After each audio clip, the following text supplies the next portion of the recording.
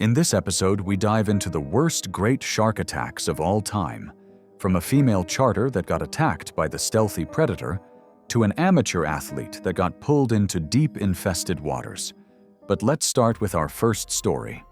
April 15th, 2014 brought perfect fishing conditions to the waters off Montauk Point, New York.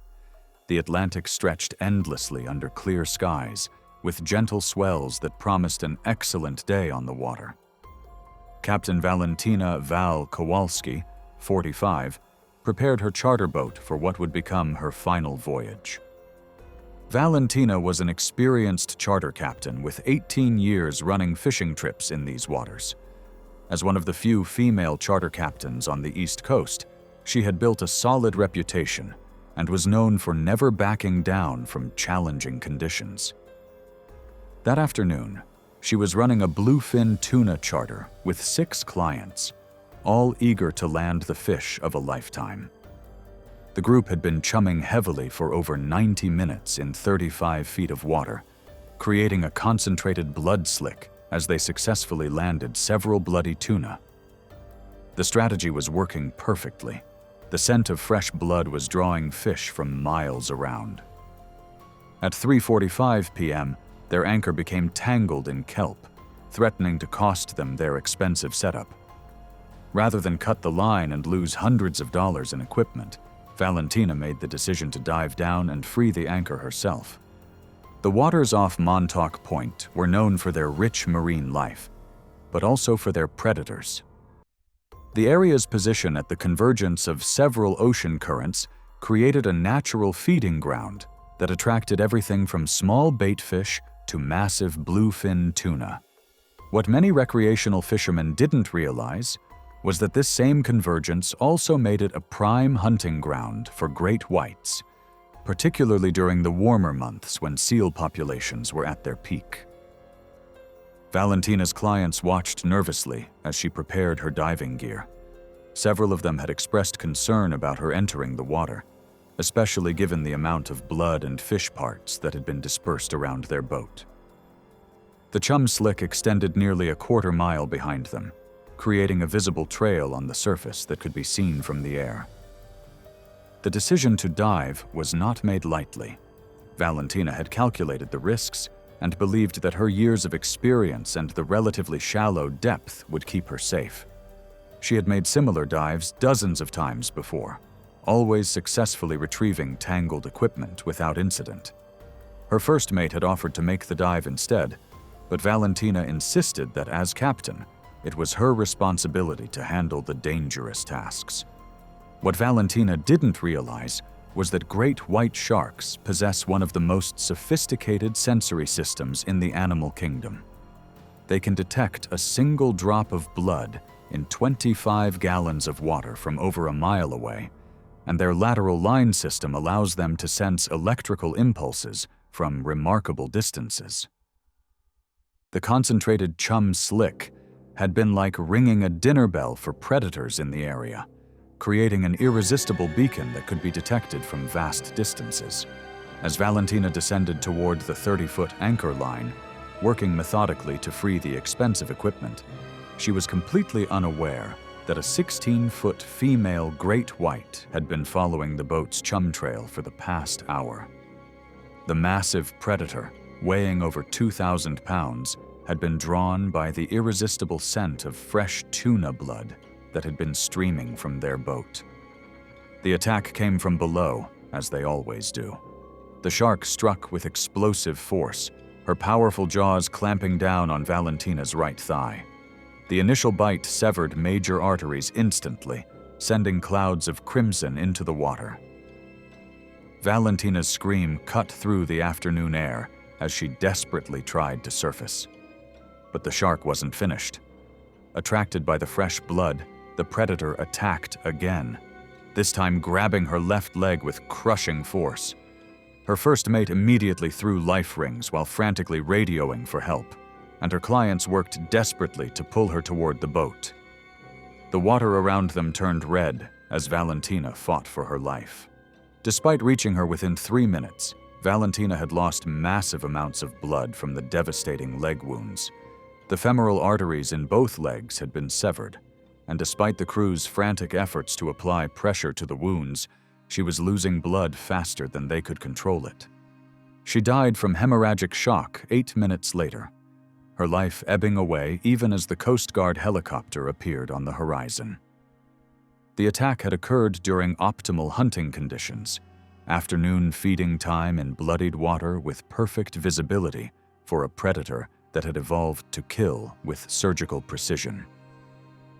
The investigation later revealed that the concentrated chum slick had created the perfect storm of circumstances that drew the predator directly to their location.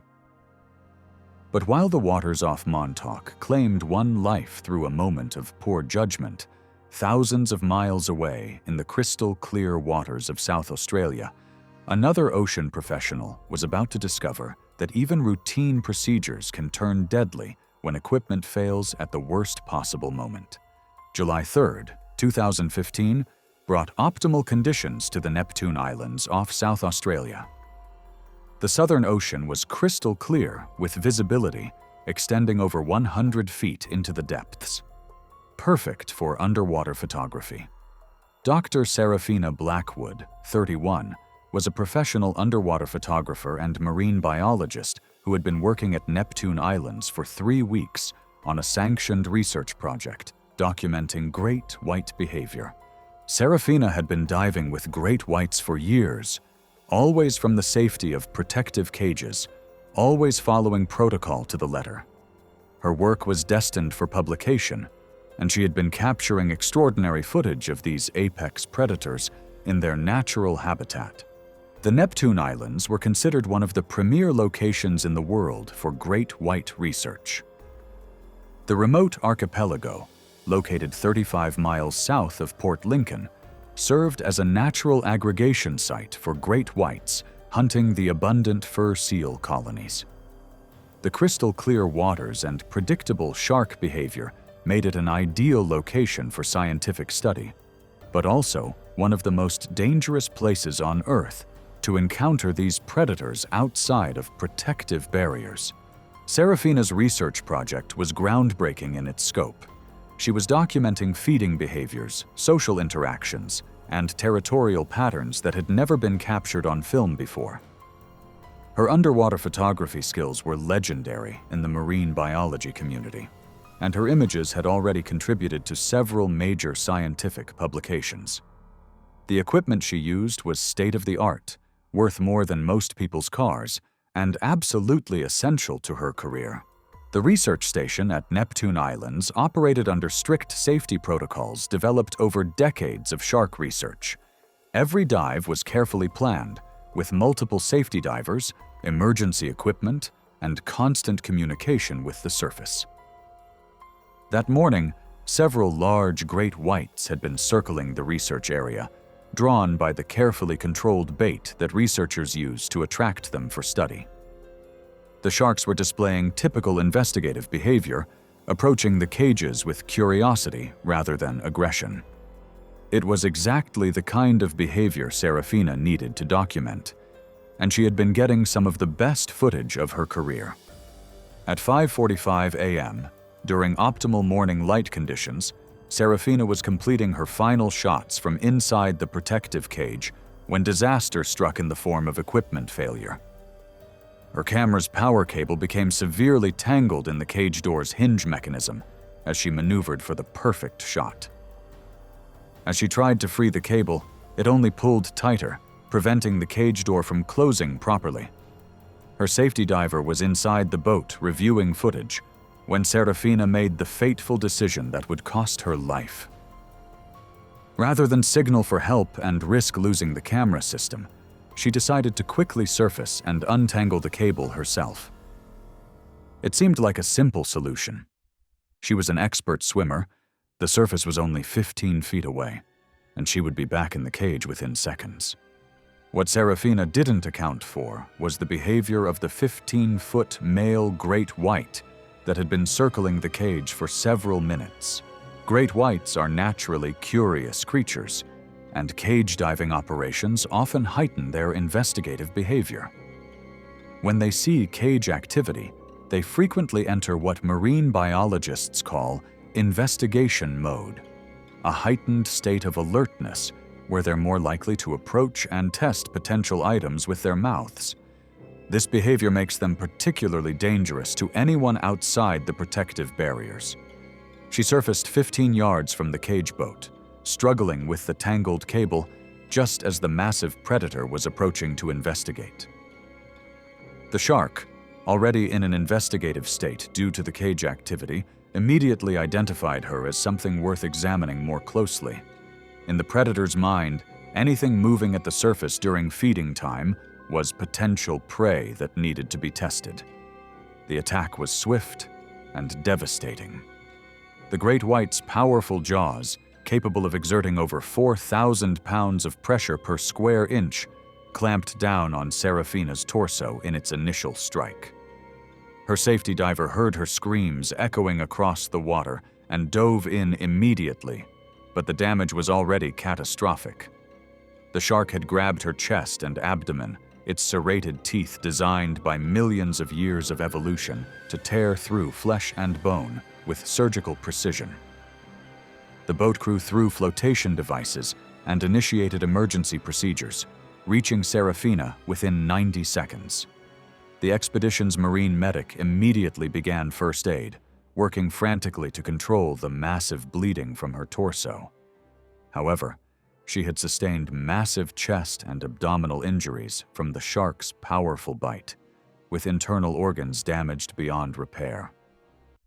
Despite their best efforts and immediate medical attention, Serafina died from trauma and blood loss during the helicopter evacuation to Adelaide, 35 minutes after the attack. The investigation revealed that equipment failure had created the perfect storm of circumstances. An experienced professional forced to make a split-second decision that placed her in harm's way at the worst possible moment. While the clear waters of South Australia claimed one life through equipment failure, off the coast of California, a trained rescue swimmer's heroic instincts were about to lead him into an encounter with an even larger predator. September 22, 2016, dawned with unusual clarity off Pacifica, California. The Pacific Ocean sparkled under brilliant sunshine, with offshore winds creating the kind of glassy conditions that made the Northern California coast famous among surfers and fishermen alike. Lieutenant Ezekiel "Zeke" Hawthorne, 29, was enjoying a rare day off from his demanding duties as a Coast Guard rescue swimmer. Ezekiel was an elite Coast Guard rescue swimmer with 7 years of service, credited with saving 23 lives in some of the most dangerous conditions imaginable. He was on personal leave, fishing with 2 close friends 8 miles offshore, enjoying the rare luxury of being on the water without the weight of responsibility on his shoulders. The waters off Pacifica were known for their unpredictable conditions and abundant marine life. The area around Mavericks, famous for its massive winter swells, was also notorious for its great white shark population. Local surfers and fishermen had learned to respect these waters, understanding that the same conditions that created world-class waves also attracted some of the ocean's most dangerous predators. Ezekiel's friends had chosen this particular spot because it was far enough offshore to avoid the crowds, but close enough to shore to provide safety if conditions deteriorated. The weather forecast had been perfect, and they had launched early to take advantage of the calm sea. The rescue swimmer training that had made Ezekiel legendary in the Coast Guard was both a blessing and a curse. He had been conditioned to respond instantly to emergencies, to put the lives of others before his own safety, and to never hesitate when someone needed help. These instincts had saved dozens of lives over his career, but they also meant he could never truly turn off his sense of responsibility, even on his days off. His friends knew about his heroic reputation, and often joked that he couldn't help himself when it came to helping others. They had seen him stop to help stranded motorists, assist elderly people with their groceries, and volunteer for every dangerous mission that came up at his Coast Guard station. It was simply who he was, someone who couldn't ignore another person's distress. At 2:15 p.m., their peaceful afternoon was shattered when they spotted a capsized kayaker clinging desperately to his overturned boat about 200 yards away. The man was clearly exhausted, his arms barely able to maintain their grip on the slippery hull. Ezekiel's training kicked in immediately. He could see the victim was in serious trouble and wouldn't last much longer in the cold Pacific water. His friends immediately reached for the radio to call the Coast Guard for official backup, but Ezekiel was already assessing the situation. The kayaker was clearly hypothermic and losing strength rapidly. Without hesitation, Ezekiel dove from their 22-foot boat and began swimming toward the victim, despite his friends' protests to wait for Coast Guard backup. It was exactly the kind of split-second decision that had made him a legend in the Coast Guard. What none of them knew was that the area around Mavericks had experienced increased seal activity due to a massive bait ball that had formed after recent storms. The murky, post-storm waters were perfect hunting conditions for great whites, and several had been spotted in the area over the past few days.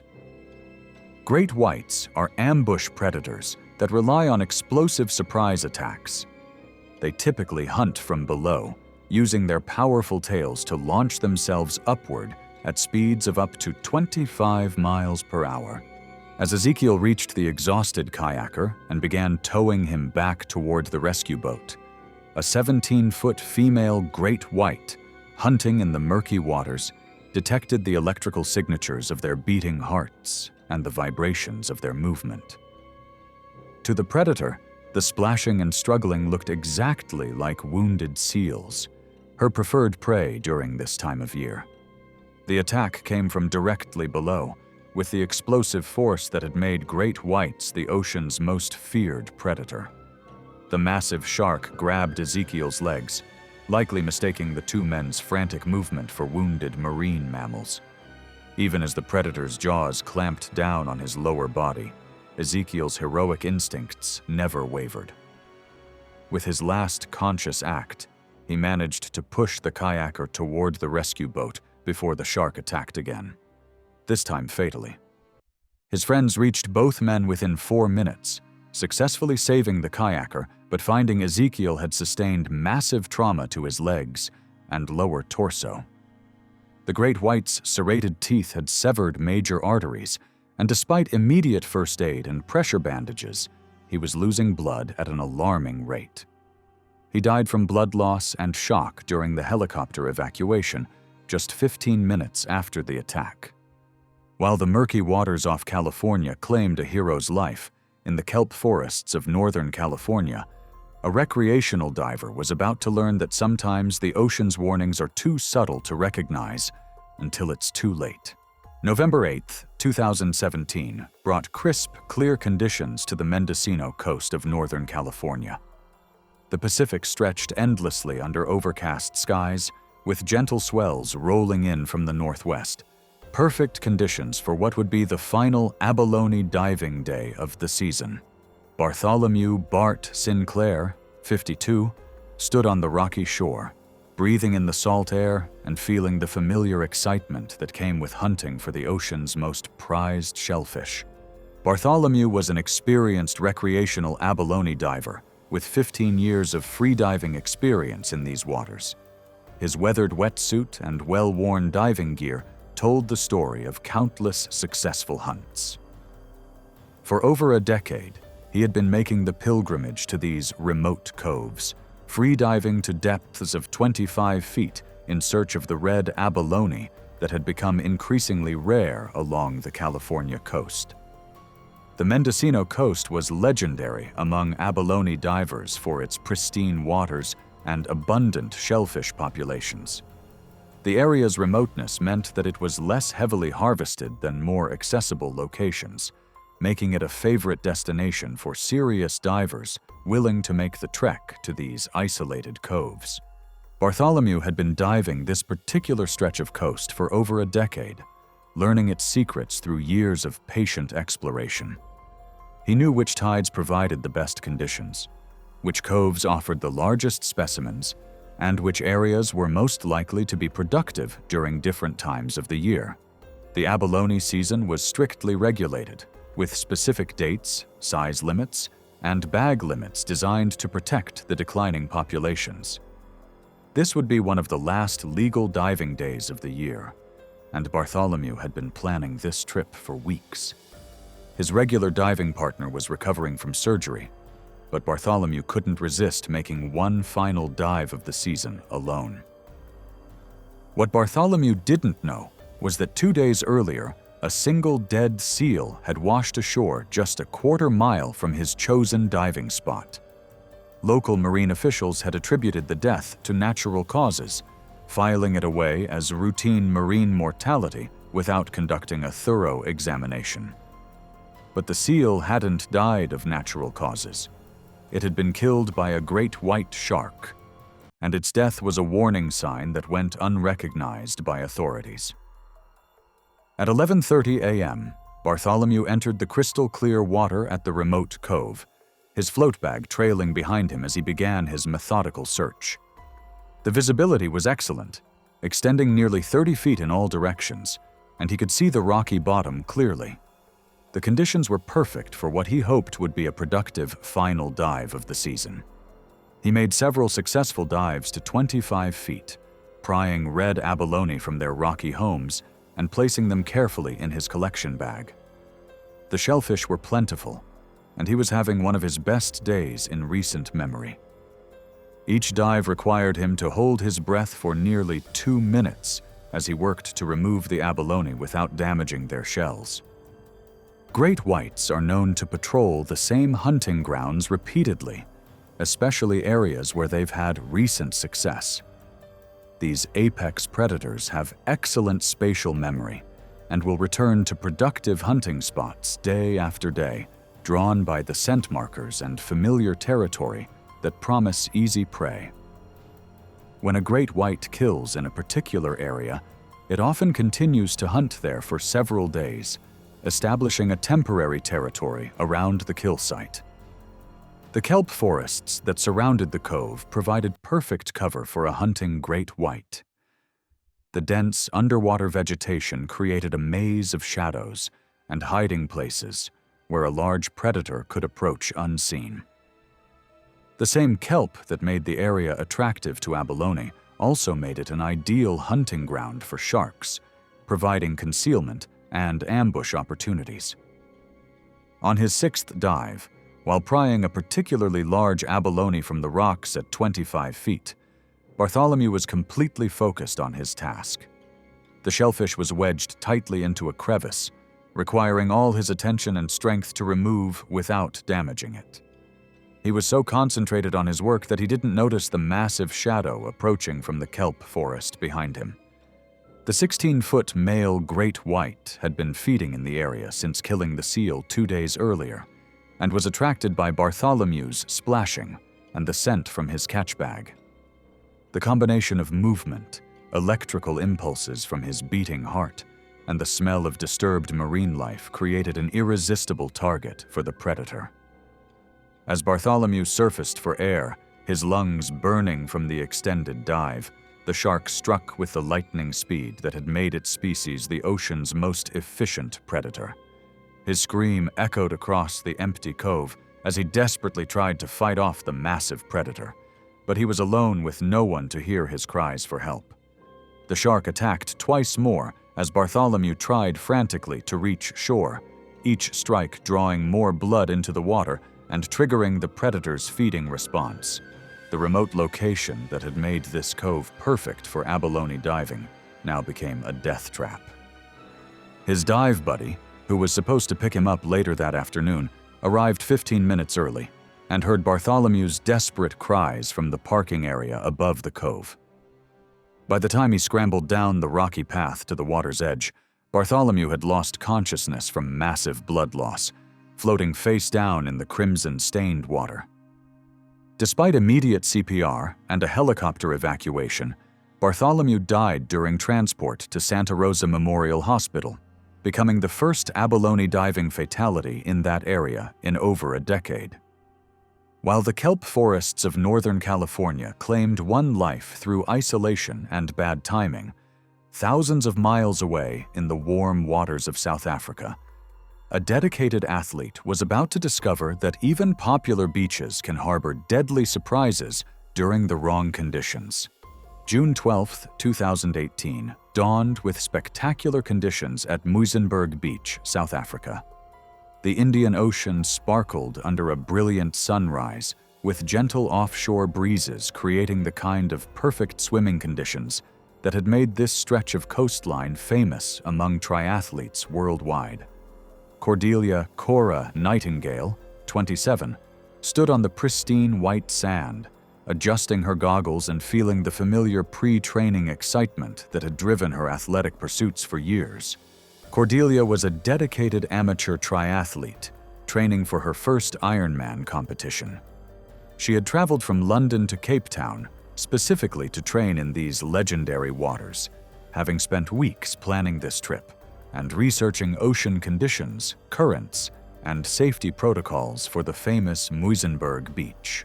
Muizenberg Beach was considered one of the premier training destinations for open water swimmers and triathletes. The beach had hosted numerous international competitions and was a regular training ground for Olympic athletes. The beach was already showing signs of early morning activity, a few dedicated surfers checking the waves at nearby Surfers' Corner, and the occasional jogger making their way along the pristine shoreline. Cordelia had deliberately chosen to start her swim at 6:30 a.m., well before the crowds arrived, but also before the shark spotters took their positions at 8 a.m. The decision to swim before the shark spotters were on duty was calculated. Cordelia had read that early morning conditions were often ideal for training, with calmer waters and fewer crowds. The shark spotter program was relatively new, and many experienced swimmers had been training in these waters for years without incident. She felt that her research and preparation had adequately addressed the risks. Her training plan called for a challenging 3-mile swim parallel to the shore, staying within the protected swimming area that was clearly marked by buoys and warning signs. She had studied the currents carefully and knew that staying close to shore would keep her in the safest possible conditions. The water temperature was perfect, and visibility was excellent. Everything seemed ideal for a productive training session. What she hadn't accounted for were the strong offshore currents that had developed overnight, invisible from the surface, but powerful enough to pull even strong swimmers into deeper water. These currents were particularly deceptive because they operated below the surface, gradually drawing swimmers seaward without them realizing what was happening until it was too late. The currents around Muizenberg were influenced by a complex interaction of tides, wind patterns, and underwater topography.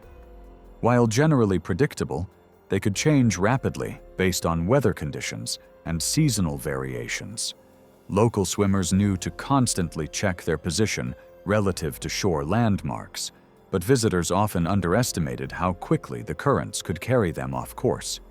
After 40 minutes of steady swimming, maintaining what she thought was a course parallel to the beach, Cordelia realized something was terribly wrong. Despite her efforts to stay within the designated safe zone, she found herself 600 yards offshore in 30 feet of water, well beyond the protected swimming area. The current had been gradually pulling her seaward, so subtly that she hadn't noticed until she was already in danger. Now she was in exactly the kind of deep water that the safety zones were designed to help swimmers avoid. The water around Muizenberg was part of False Bay, a large bay system that served as a nursery area for various marine species, including young great white sharks. The bay's protected waters and abundant food sources made it an ideal habitat for juvenile sharks learning to hunt. During certain times of the year, the concentration of young great whites in the bay could be quite high. What Cordelia didn't know was that juvenile great whites are actually more dangerous to humans than adults in many ways. While adult great whites typically avoid humans after an initial investigative bite, juveniles are less experienced at distinguishing between different types of prey. They're also more aggressive and persistent, lacking the learned caution that comes with age and experience. Young great whites are still developing their hunting skills and are more likely to make mistakes in prey identification, often attacking multiple times rather than retreating after an initial bite. As she kicked desperately toward shore, fighting against the current that had pulled her into danger, a 14-foot juvenile great white was hunting in the area during the early morning feeding period. The young shark, inexperienced in distinguishing between seals and humans, was attracted by Cordelia's rhythmic kicking and the electrical impulses generated by her rapidly beating heart. To the juvenile predator, her frantic movements looked exactly like a wounded seal struggling at the surface. The attack came without warning, as they always do. The juvenile great white struck Cordelia's legs as she fought to swim back toward the safety of shallow water. Unlike an adult shark that might bite once and retreat upon realizing its mistake, this young predator was particularly aggressive and persistent, attacking multiple times as Cordelia screamed and tried to fight it off. Her cries for help carried across the water to the early morning surfers at nearby Surfers' Corner. Two experienced local surfers immediately recognized the sound of distress and paddled toward her on their boards. The first surfer reached Cordelia within 4 minutes, helping to pull her onto his board while scanning the water for any sign of the shark. But the damage was already beyond repair.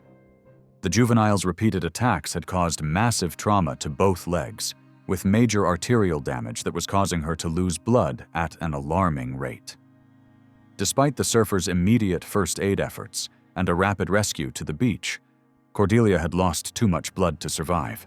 She died from hemorrhagic shock just 12 minutes after the attack, even as paramedics arrived on the scene and began advanced life support measures. The beach rescue team worked frantically to save her life, but the blood loss from the multiple shark bites had been too severe to overcome. The tragedy led to immediate changes in safety protocols at Muizenberg Beach, with shark spotters now deployed during peak training hours and enhanced warning systems for swimmers about the dangers of offshore currents. Additional safety measures included improved signage about current conditions and mandatory safety briefings for early morning swimmers. Thanks for watching. Want to watch more? Click on your screen now.